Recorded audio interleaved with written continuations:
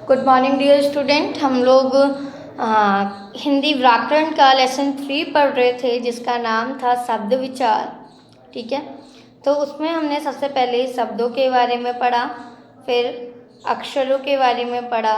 ठीक है, उसके बाद हमने जो शब्द है उसकी डेफिनेशन जानी। फिर हमने जाना कि शब्द का वर्गीकरण चार भागों में शब्द को बांटा गया है। एक उत्पत्ति के आधार पर, एक रचना के आधार पर, एक प्रयोग के आधार पर और एक अर्थ के आधार पर।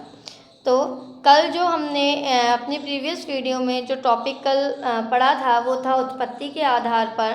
तो आज हम रचना के आधार पर पढ़ेंगे। तो रचना अर्थात बनावट है ना। रचना का मतलब क्या होता है? बनावट। बनावट के आधार पर शब्दों के 3 भेद होते हैं। अगर हम शब्दों की बनावट के बारे में बात करें तो उस बनावट के आधार पर शब्दों के 3 भेद होते हैं, एक ऋण और एक यौगिक और एक योग ऋण। ठीक है, तो सबसे पहले हम ऋण शब्द के बारे में जानते हैं। वे शब्द जिसके सार्थक खंड नहीं किए जा सकते, ऐसे शब्द जिसके सार्थक खंड नहीं किए जाते और वह परंपरा से किसी विशेष अर्थ के लिए ही प्रयुक्त होते हैं, है ना। वो किसी बहुत ही एक विशेष अर्थ के लिए प्रयोग किए जाते हैं, उन्हें हम ऋण शब्द कहते हैं। जैसे धरती है ना, हम अर्थ के लिए प्रयोग करते हैं शब्द का। आकाश, कमल, बेटा आदि ये ऐसे शब्द हैं जो ऋण शब्द हैं और इनको हम लोग एक विशेष अर्थ के लिए हम इसका प्रयोग करते हैं। और मैं आपको और एग्जाम्पल दे सकती हूँ, जैसे सूर्य, धारा, नित्य, आज। ये देखिए मैंने और एग्जाम्पल्स आपके आगे बोले। ठीक है, ये ऐसे एग्जाम्पल्स हैं जो ऋण शब्द के एग्जाम्पल्स हैं। अब हम जानेंगे यौगिक शब्द के बारे में।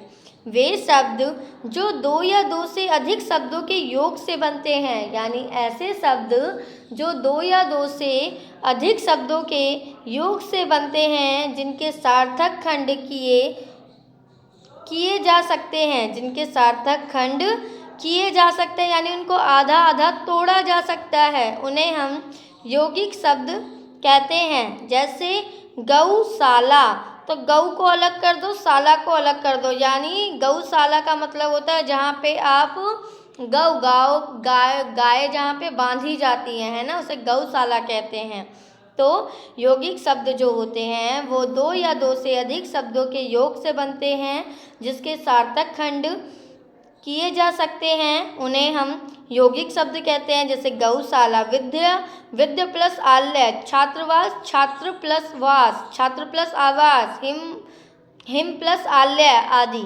ये ऐसे शब्द हैं जिनके हम लोग खंड कर सकते हैं। ठीक है, इन्हें हम लोग यौगिक शब्द बोलते हैं। और बता सकती हूँ मैं, पाठशाला, तो पाठ प्लस शाला, राम भूमि, राम प्लस जन्म प्लस भूमि, राम जन्म भूमि।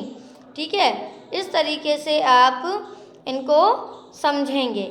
योग ऋण शब्द कौन से होते हैं? वे शब्द जो या 2 से अधिक शब्दों के योग से तो बनते हैं, परंतु उसका विशेष अर्थ ही मान्य है ना।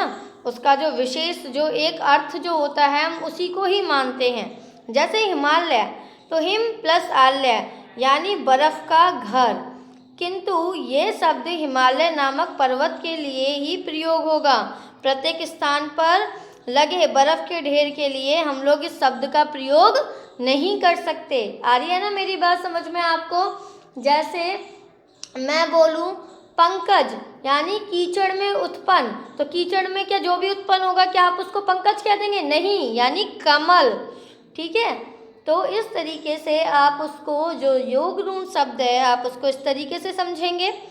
आगे देखते हैं कि प्रयोग के आधार पर शब्दों को 2 भागों में बांटा गया है, एक विकारी और दूसरा अविकारी। तो विकारी का अर्थ है परिवर्तन। विकारी का अर्थ क्या है? परिवर्तन। लिंग, वचन, काल आदि से प्रभावित होकर जिन शब्दों का रूप बदला जाता है, यानी लिंग से, वचन से, काल यानी समय से प्रभावित होकर जिन शब्दों को आप परिवर्तन करते हैं, है ना, उन्हें हम लोग विकारी शब्द कहते हैं। क्रिया, सर्वनाम, क्रिया, विशेषण शब्द, ये सब क्या हैं? विकारी शब्द हैं। जैसे संज्ञा क्या हो गया? लड़की, लड़का, लड़कियां। लिंग और वचन है, ठीक है, क्योंकि लड़कियां यानी बहुवचन हो गया। लिंग क्या हो गया? लड़कियों का स्त्रीलिंग हो गया। लड़का वचन में एक हो गया यानी एक वचन हो गया। लिंग उसका कौन सा हो गया? पुरुष लिंग हो गया यानी पुल्लिंग हो गया। सर्वनाम मैं, मेरा, मुझे, ये सब कारक भी हैं, ठीक है। क्रिया आया, गई, आए, जाता। विशेषण काला, काली, काले, सफ़ेद, ये सब क्या हैं? ये सब विशेषण हैं। और अविकारी शब्द वे शब्द जिसमें लिंग, वचन, कारक और काल आदि के अनुसार कोई परिवर्तन नहीं होता, उन्हें हम अविकारी शब्द कहते हैं। जैसे धीरे धीरे, नीचे, के सामने, आ, व आदि। अगर इसको हम देखें तो इसको 4 पार्ट्स में कैटेगराइज किया गया है। एक है क्रिया विशेषण, दूसरा है संबंध बोधक अव्यय और समुच्चय बोधक अव्यय और विषयवृद्धि बोधक अव्यय, ठीक है। तो इसको 4 पार्ट्स में कैटेगराइज किया गया है। और अब हम पढ़ेंगे अर्थ के आधार पर, अर्थ की दृष्टि से या अर्थ के आधार पर भी हम शब्द को 2 पार्ट्स में कैटेगराइज करेंगे, निरार्थक शब्द और सार्थक शब्द। निरार्थक शब्द वो होते हैं जिसका कोई अर्थ नहीं होता, लेकिन सार्थक शब्द कैसे होते हैं? जिसका कोई अर्थ होता है, जिसका कोई निश्चित अर्थ होता है, ठीक है, उसे हम सार्थक शब्द कहते हैं। जैसे टोरी, नमका, टब्बे, इन शब्द का कोई अर्थ है? नहीं, इन शब्दों का कोई अर्थ नहीं है। वोटी, पानी, है ना, पानी का तो है, यानी वानी बोलूँ मैं, वानी, तो इसका कोई अर्थ नहीं है, ठीक है। तो ऐसे शब्द जिसका कोई अर्थ ना निकले उन्हें हम लोग निरार्थक शब्द कहते हैं, और वे शब्द जिनका कोई अर्थ, एक निश्चित अर्थ होता है, उन्हें हम लोग सार्थक शब्द कहते हैं।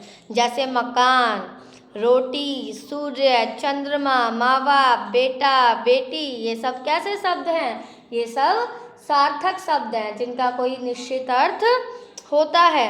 अनेकार्थी शब्द कौन से शब्द होते हैं?